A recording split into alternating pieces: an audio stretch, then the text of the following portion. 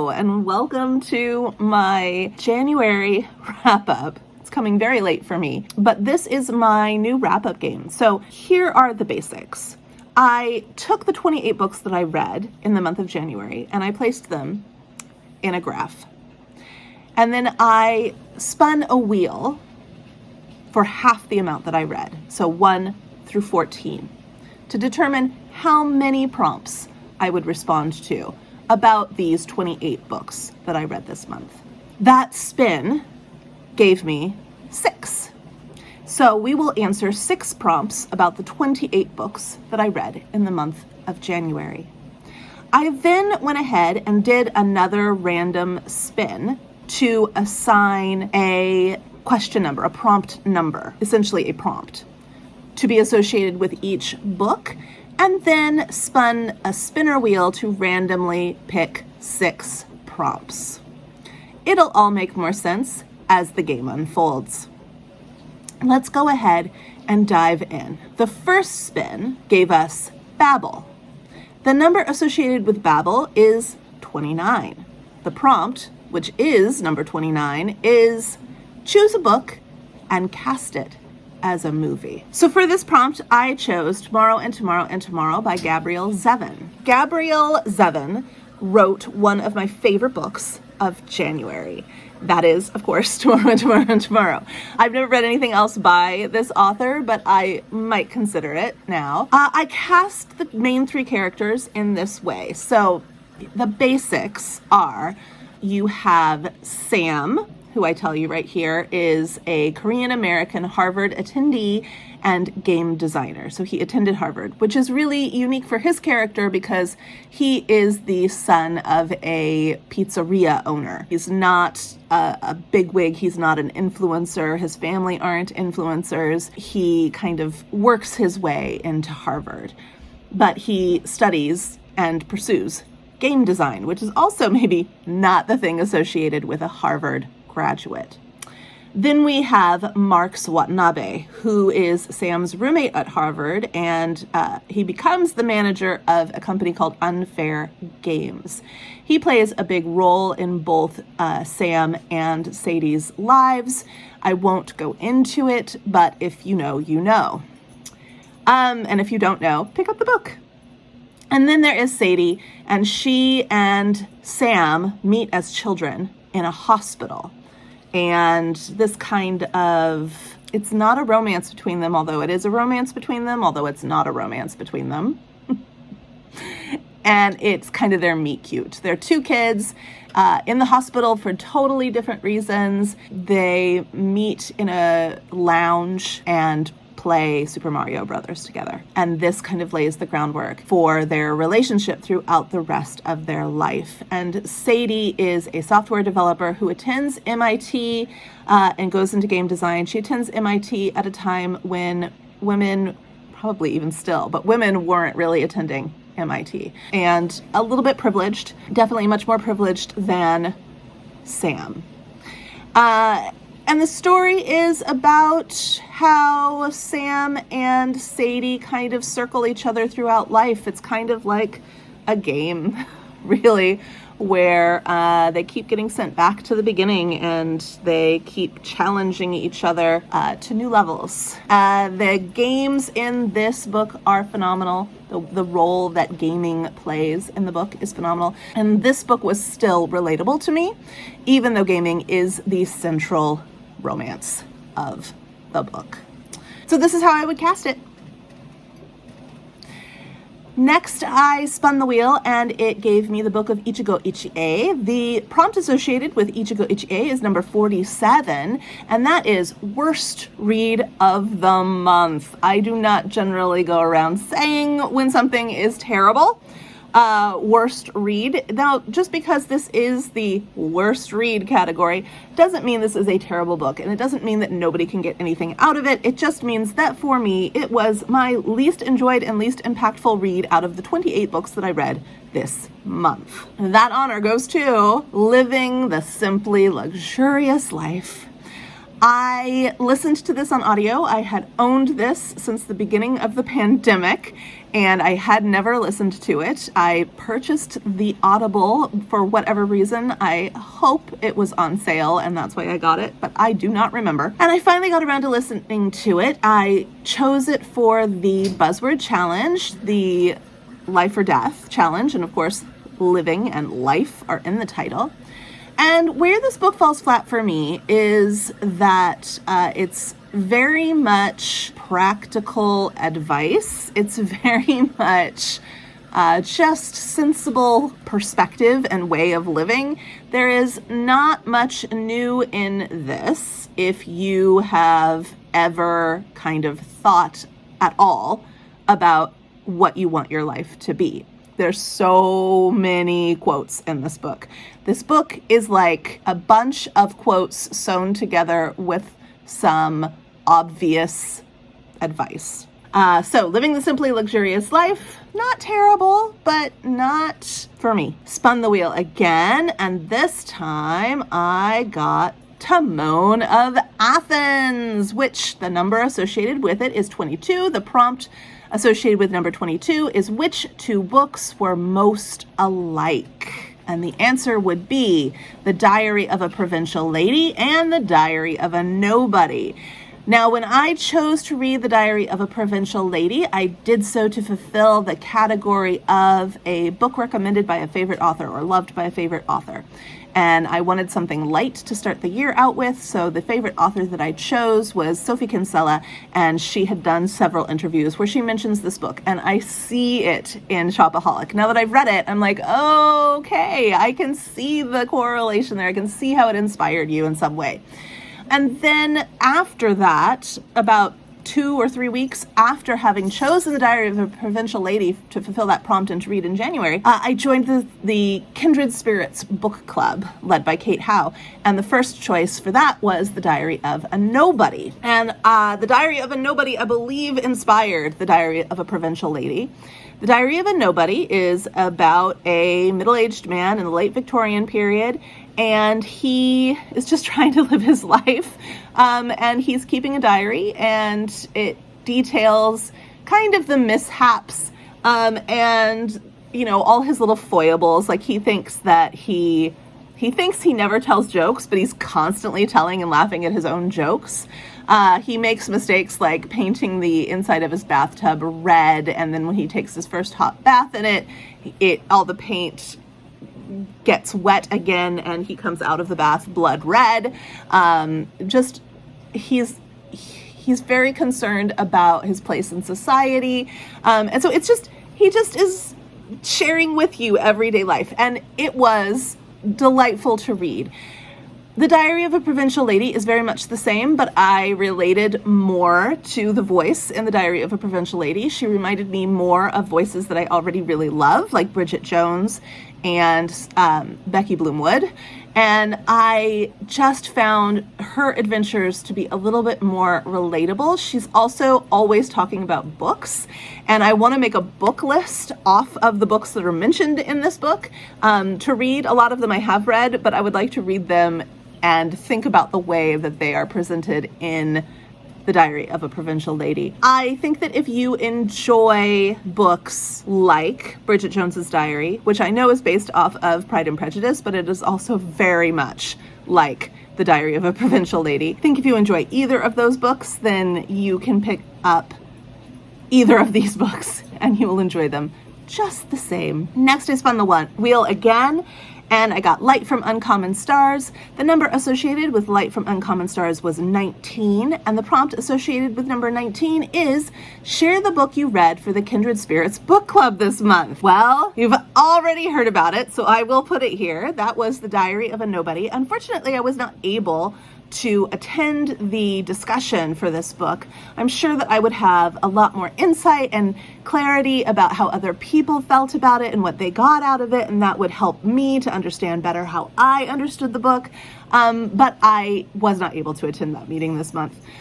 This month, in February, we are reading The Pursuit of Love by Nancy Mitford, and I will be able to attend that online meeting and discuss it. I like it I mean, I enjoyed Diary of a Nobody, but I am enjoying The Pursuit of Love so much more. It has just such a great narrative style and such great humor. I keep laughing out loud at the characters while also just kind of rolling my eyes at just the lack of connection to reality that these people have. Yeah, but this is not a video about that. This is the book that we read for the Kindred Spirits Book Club this month, and I suggest you pick it up if you're looking for a good entry into Victorian literature. This is a great way to go. It is easy to read, very accessible. Everything comes in short little chunks because they are diary entries, and it's pretty hilarious. I would suggest it. I spun the wheel again, and this time ended on The Bear and the Nightingale. And the prompt that's associated with this one is number 36. Which character do you least relate to? So of all of the books, I had to think for a really long time because I tend to find something, like I think I just look for something that I relate to in almost every character. It's just who I am that I try not to write off any of the characters. So I had to think for a really long time, and then it became very clear to me.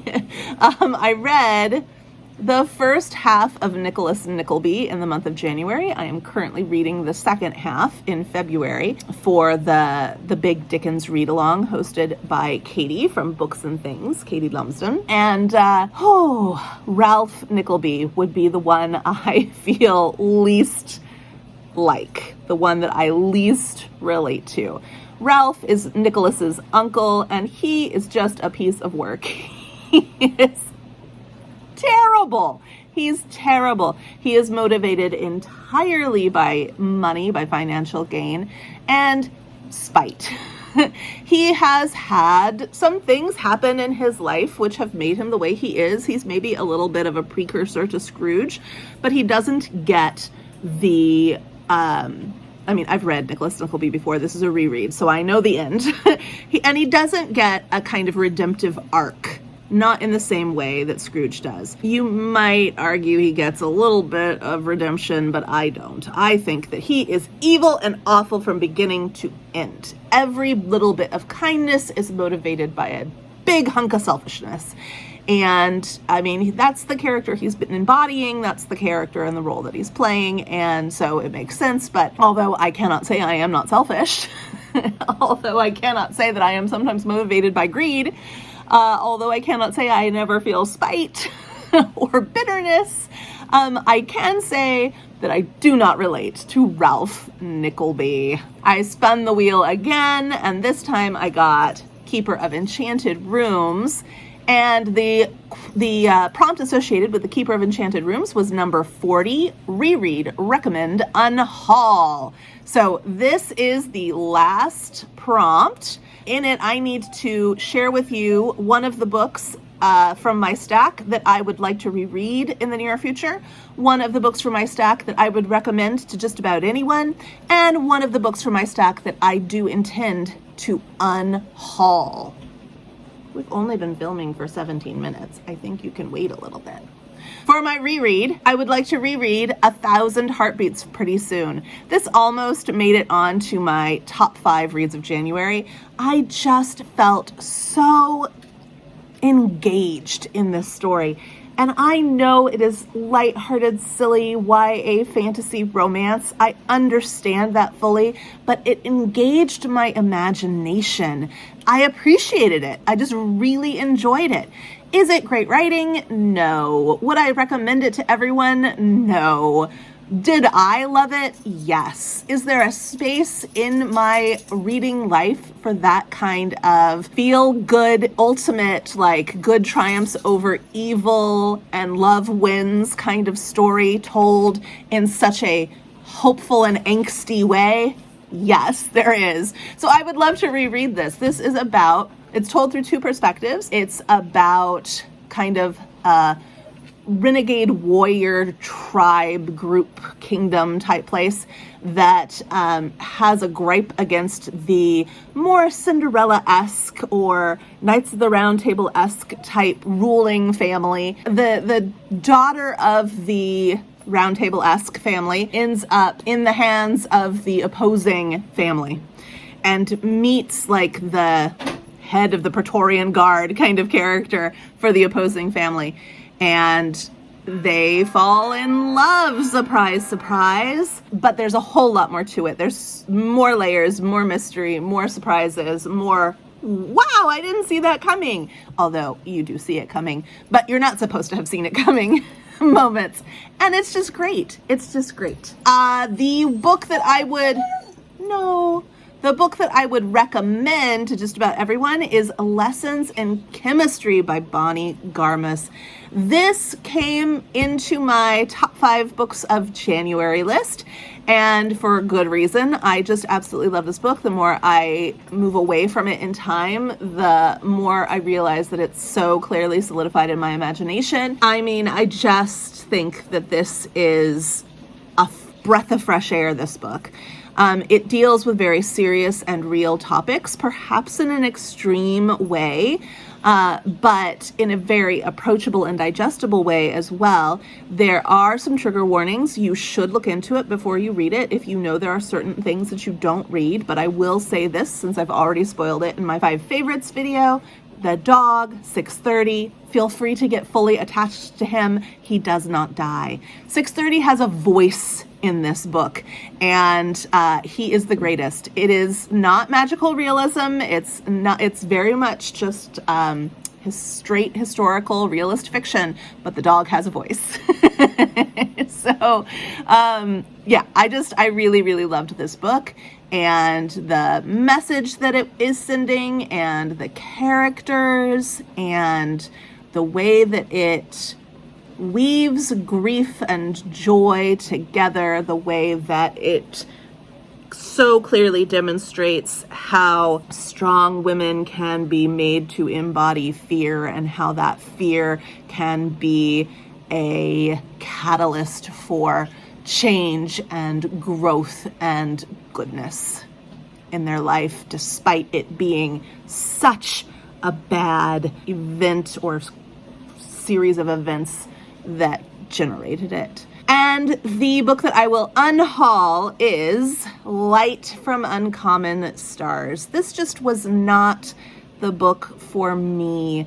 I picked it because it sounded cozy, but also possibly hard-hitting. It just never quite got the tone right for me. It was just kind of all over the place, trying to do too many things. Nothing was done well, in my opinion. I think that there were shining moments of prose. I think that certain storylines had my interest. But for the most part, this felt like a chore and a roller coaster ride that I was not up for. And I just don't think I'll ever want to pick it up again. I would like to read something else from this author, Rika Aoki, I believe is her name, but this was not the book for me. So here they are, my reread, my recommend, and my unhaul. And that, my friends, is the wrap-up game for January. If I read a book, if you saw a book on this grid that I did not speak to you about in this video or in my top 5 video, you can find my thoughts on it, my reviews, either by going to my Bookstagram account or going to Goodreads. Both are linked in my Goodreads account. Go to Goodreads, find reviews. You'll probably do that anyway. What I meant was go to Goodreads, my Goodreads, or go to my Bookstagram account, and you can see my thoughts on every single one of the 28 books that I read in the month of January. I think that this was very successful. It definitely makes wrap-ups more efficient. And thank you so much for watching. Let me know if you're going to read any of these books, or if you have read any of these books, if you would have answered any of these questions differently. I'm most curious to know your reread, recommend, and unhaul for the month of January. So if you want to comment with your reread, recommend, and unhaul, that would be awesome. I'm going to see you later. Let's go read.